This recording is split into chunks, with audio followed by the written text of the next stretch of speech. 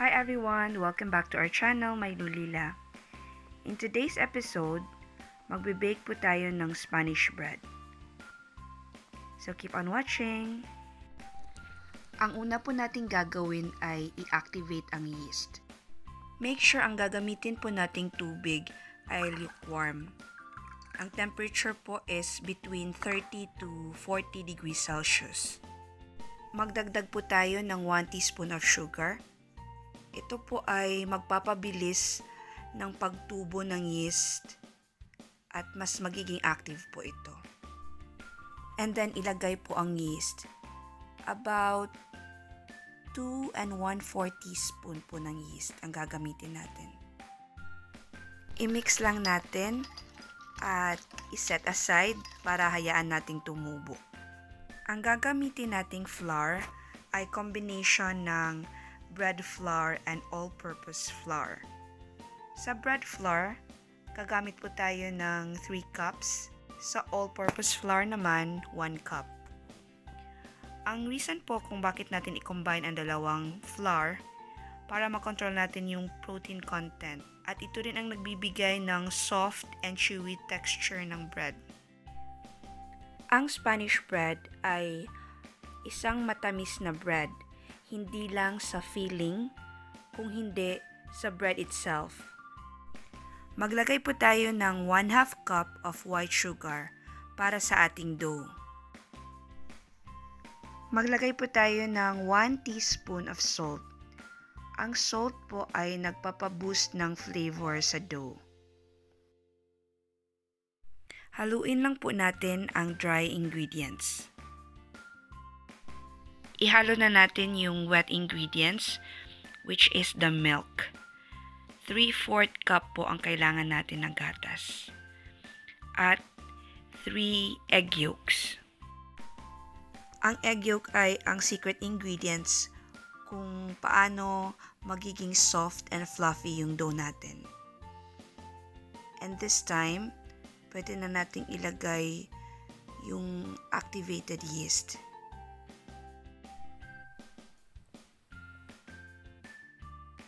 Maglagay din po tayo ng softened butter, about 1/2 cup. Then haluin lang po natin ito hanggang ma-well incorporate na. Pag medyo basa pa yung dough, pwede kayong magdagdag ng flour.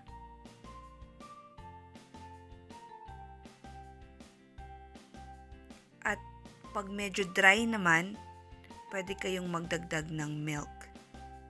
So, nagdagdag ako ng konting flour. And this time, pwede na nating i-knead yung dough natin.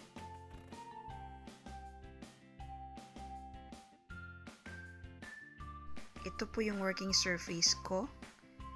Nag-sprinkle lang po ako ng konting flour. Nilagyan ko rin ng flour yung kamay ko. And start na ng pagmamasa. Medyo wet pa yung dough. Pwede kayong magdagdag ng flour habang nagmamasa.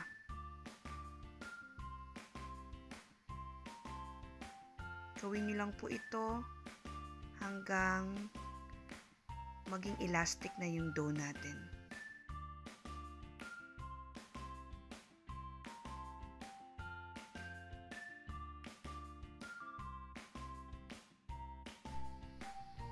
Elastic na po yung dough natin pero kailangan pa natin ng konting pagmamasa para maging smooth po yung dough natin.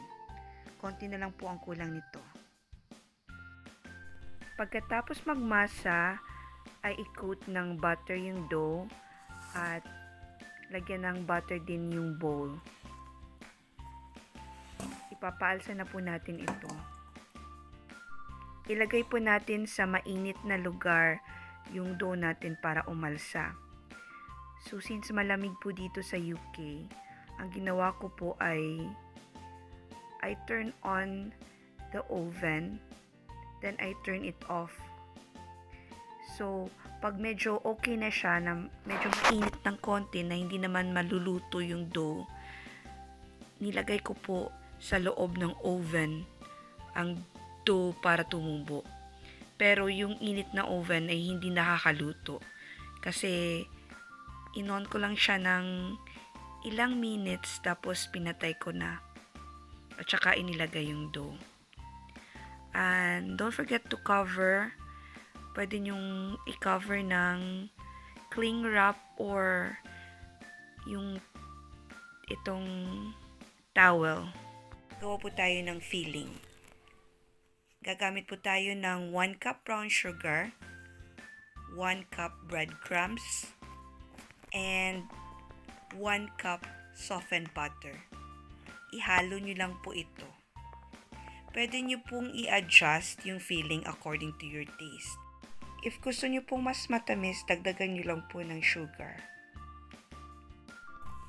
Mix nyo lang po ng mabuti yung filling and iset aside. So, after an hour, umalsa na po yung dough natin. Kakailanganin din po natin ng extra breadcrumbs for breading. So, all you need to do is to punch the air from the dough. I-divide po natin ang dough into equal parts. More or less 16 pieces. So, 8 pieces po ito. I-divide ko po ito ng half.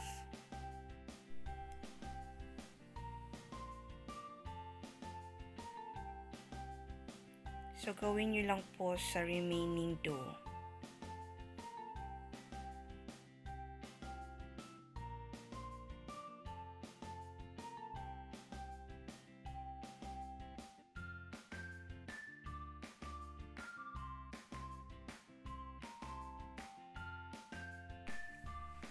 So, ilagay na po natin yung filling sa Spanish bread.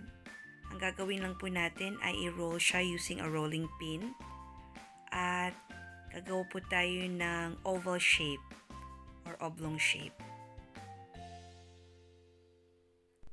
Maglagay lang po tayo ng mga 2 tablespoon or depende kung anong gusto nyo. Pwede nyong ramihan yung filling or pwede nyong konti lang ilagay nyo, depende.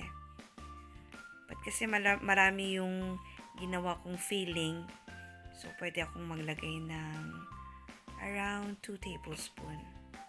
Ilagay nyo lang po sa center.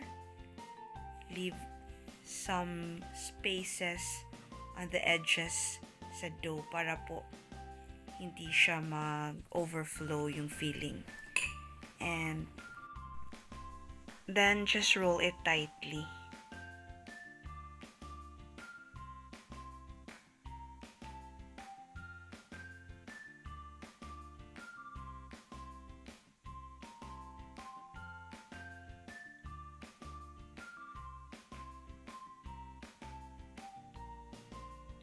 Coat it with the breadcrumbs.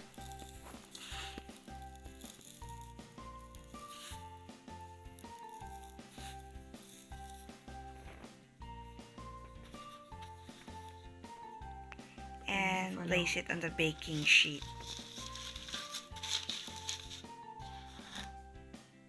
Sprinkle some more breadcrumbs on top. At gawin nyo po sa ibang dough.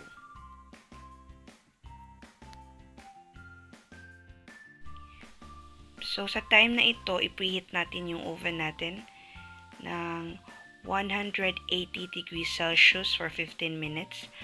At that time, aalsa na ulit yung bread and ilagay natin sa oven after 15 minutes. So, ang cooking time po nito ay 20 to 30 minutes until maging brown yung Spanish bread natin. And here is our finished product, Spanish bread. So, thanks for watching. Till next time. Bye!